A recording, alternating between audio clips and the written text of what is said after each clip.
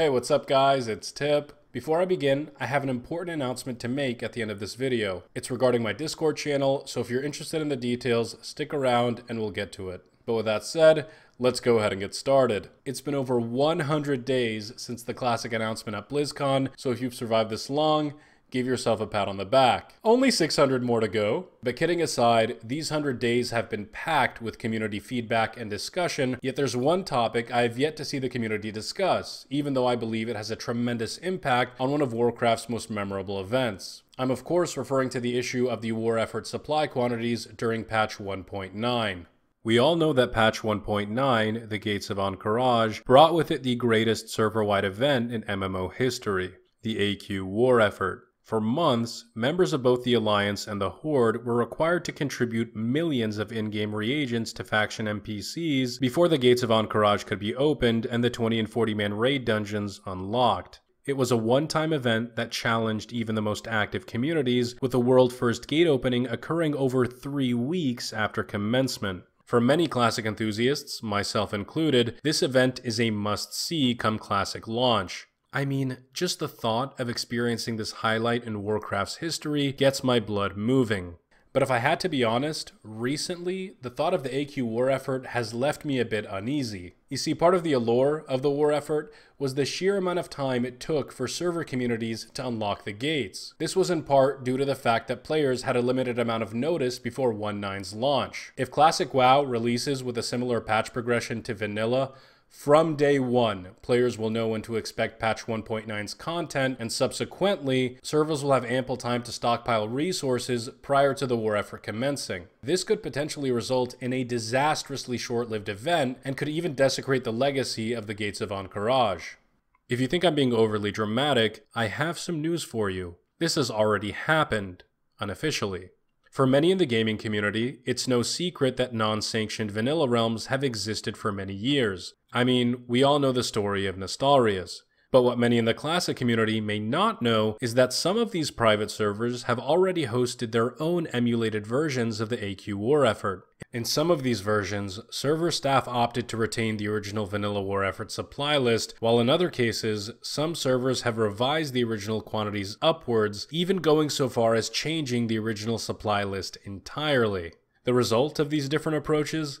Servers who kept the original vanilla quantities typically experienced a 2 to 3 week war effort, while servers that adjusted quantities experienced a more Blizz-like 3 to 9 week event.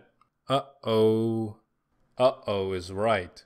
If you've been following my channel for a while, you know that I hold the position of no changes to Classic. Well, if that's the case, wouldn't that mean that I'd prefer the original war effort quantities instead of a revised set, thus advocating for a shallow 2 to 3 day event? Well, not exactly. If you've seen my dynamic spawning video, you probably know what I'm going to say. To me, there's a fundamental difference between a change and an adjustment. In the context of the Classic WoW debate, I personally define a change as any foreign addition to the vanilla WoW gameplay that did not exist during the product's lifespan, or any deviation from the original features and concepts introduced therein. Conversely, I define adjustment as a response to a change, intended to compensate for the damage or benefit the change has incurred.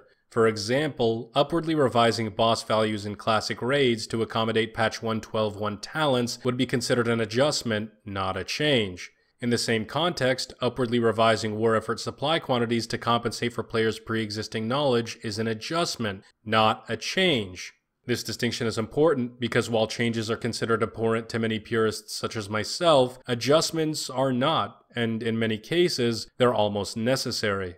Before I get to my final verdict on the issue, I do want to mention an important point. The amount of adjustments that I believe may be necessary for Classic WoW will ultimately depend on Blizzard's approach to the servers. Things like patch progression, patch talents, and server population all drastically affect what adjustments I believe should be made. So when I say that I'm for a particular adjustment, know that I'm basing my statement off a set of predefined assumptions. For example, I'm okay with boss damage and health values being revised upwards because I assume that Blizzard will opt for patch 1.12 talents at launch. I just wanted to mention this preemptively so my logic doesn't come across as inconsistent. But with that caveat aside, here is my verdict on the AQ war effort supply quantities.